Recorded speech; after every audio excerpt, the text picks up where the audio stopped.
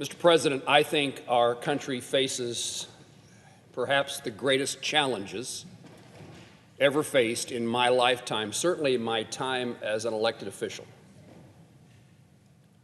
And it seems to me that the array of challenges from our adversaries are real,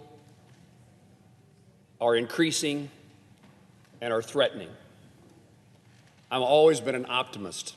I expect us to be able to do the things necessary to change the course of history, to make sure that the United States remains the country that it is today. Perhaps my fears arise because Rabah and I are now grandparents. Perhaps it's this love of another generation and the desire to see that they experience the things that I've been able to experience in my lifetime. Mr. President, I want to highlight a recent and important essay penned by a former Secretary of Defense. Robert Gates, a fellow Kansan, warns of our government dysfunction at a moment in history in which our nation confronts graver threats to its security than it has in decades, perhaps ever. Our constituents, from time to time, they pay attention to what we do here. But I want us to recognize that perhaps even more intently, our adversaries pay attention to what we do or don't do here. What we do and how we do it either strengthens or harms the future of the United States. It can increase the trust placed in us by our allies, or it can embolden our adversaries. Because, if I'm right, our future is in the balance, and we need to work to increase those who decide to be on the side of freedom and liberty, of stability, of a better life for all people.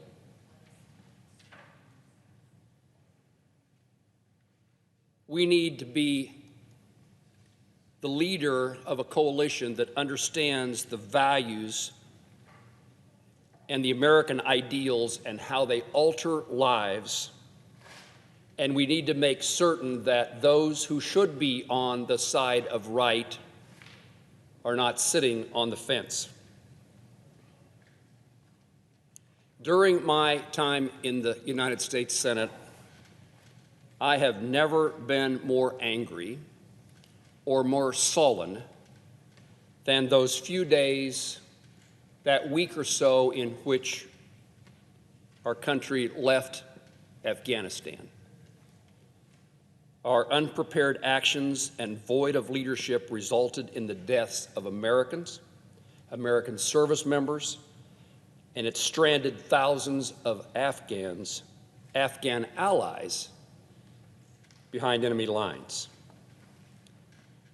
I raise this because I want to tie it to what may now be happening here.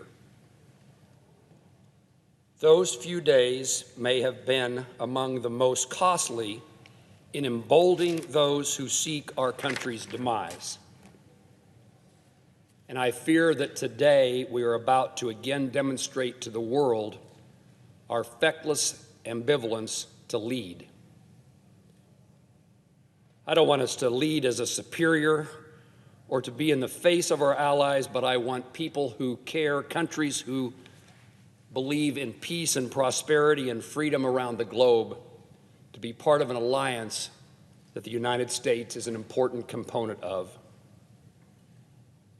Normally, when we think about the challenges we face from adversaries abroad, we would think, well, it's time to increase defense spending. We need more assets. We need to make our military stronger. And my view, and I believe the correct view, is that's true. But of equal importance, we need to demonstrate resolve. Resolve in the support of allies and resolve in the resistance to enemies. When I say that I fear today we are failing, I speak of the ambivalence of our commitment to support the efforts to repeal, repulse, remove the Putin invasion across the borders of Ukraine.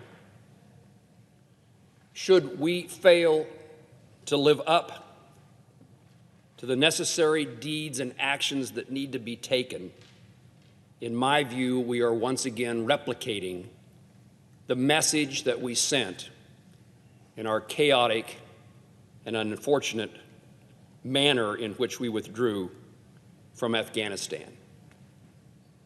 To my colleagues who might criticize one but look the other way to the other, I think it is a view that cannot be sustained. Failure to do right, to do things right, is the same, and the consequences are the same. Leadership depends upon reliability. Today, Americans cannot go it alone. We're not the only power in the world. The burdens of today's challenges are too immense to carry alone. Our allies are force multipliers. And failing to lead in Ukraine lets those most in danger, those in the neighborhood of Ukraine, change course and look elsewhere for a path forward. It's always easier to duck responsibilities, but almost never is it the right course of action. Our European allies and those elsewhere in the world continue to look to the United States of America for leadership. The end of American support to Ukraine would be another indication, just as I believe it was in our withdrawal from Afghanistan, that we are not the leaders that are necessary in today's dangerous world. Never do we want to be seen by those waiting to pick a side. We would never want them to reach the conclusion that the United States cannot be relied upon. Another cabinet secretary, just like Robert Gates, this one's from Wichita, Kansas as well, former Secretary of State Mike Pompeo and I penned a joint opinion piece. We made the case that helping Ukraine, while I've pointed out how it matters to the world, what we pointed out is how it matters to America, to American citizens, and to the future of our country, that we benefit the United States by the Ukrainian success in their country. All this discussion last week about whether Ukraine should continue to receive funding was surrounded by another development in our body politic, in the way that we do business in this Congress, and the way that we make decisions about the right course forward. So let me tie to the concerns I have about the decision that was made in regard to Ukraine to the difficulties we had in what should be straightforward, funding the government into the future. Every county commission, every school board, every city council in Kansas can come up with a budget and make decisions about the funding of their business, the funding of their purpose into the future. And we turn what should be routine decisions made, I say routine, but decisions made with care and thought. There is no question that the spending path we are on is not sustainable. We are on a different path. Even in the appropriation bills, the 13 that have passed the United States Committee on Appropriations are on a different path than what we've been on in increasing spending.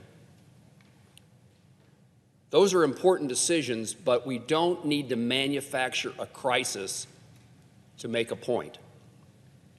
The crisis doesn't solve the spending problem. And yet, in so many instances, we look for the highlight, the television time, the social media responses that sometimes seem to reward the behavior that is the most disruptive and the least effective. The challenges we face require setting aside unnecessary disagreement and disunion. Last week demonstrated our system is creating disunion when we need unity and common ground in a dangerous world. Of all the times that I would expect Americans and their elected officials to come together would be when we see the actions, when we know the dangerous nature of our world, when we see what China is doing and what its intentions seem to be, when we know what's taking place in Iran and their efforts around the globe, when Russia invades a neighboring country's borders, when North Korea fires missiles. We united as a nation numerous times in our history, and we need to return to those circumstances. When things are so different, Americans need to pull together. And that can happen if there's leadership here in Congress to do so. Again, one would think, if you believe those challenges are real as I do, and if you care about the next generation of your own family and Americans that you will never meet, it seems to me that now would be the time to lower the temperature and to find that common ground that puts us in a position that we can be optimistic about our nation's future. It doesn't mean that we don't face challenges, and it doesn't mean that we don't have disagreement. It does mean that there is value in finding a solution as compared to accentuating the differences on the evening news. It means explaining to our constituents why, yes, we disagree with a colleague from another state, we disagree with Democrats and we disagree with Republicans, and we think that we're right. It doesn't mean giving up what you believe in or what you know to be right, but it means, isn't there a path by which we can turn down the fire and pull people together? So last week, I'm giving these remarks because I spent the weekend rethinking what had transpired last Thursday, Friday, Saturday, and really what's transpired over a much longer period of time, and concluded that at the first opportunity, I wanted to make the case that our future is bright, but it's only bright when we work together. And I would say that it is incumbent upon us to send the message, but it's more than that. Send the message that we are a reliable partner, encourage allies around the world to be helpful to Ukraine. The Europeans are now a little bit ahead of us in the support that they now envision, now that they plan for support for Ukraine. We've asked for that. They've now moved in that direction, but it will disappear and disappear quickly if we don't demonstrate that we're going to do what we set out to accomplish. And by the way, we had a conversation about our borders. Our borders need desperate attention, and it's another national security issue. As we work to right the cause for America's well-being, enhancing Ukraine's chance for success in defeating Putin, we should also resolutely move forward in ending the failure to protect our own country at our own border. We have work to do. We can look the other way, or we can decide that we're going to do what, over the long period of time, is right. We can decide that it would be nice to be popular at the moment, but it would be better to be right in the long term. Mr. President, I'm grateful for the opportunity I have to serve in the United States Senate. I'm grateful for the opportunity I have to serve with the colleagues that I do. Last week was a discouraging moment in my time in public service, but I'm an optimist, and this week, and next week, and the next week that follows, the next 47 days, can be times of good work for the American people and a safer and more secure United States and world. Mr. President, I yield the floor.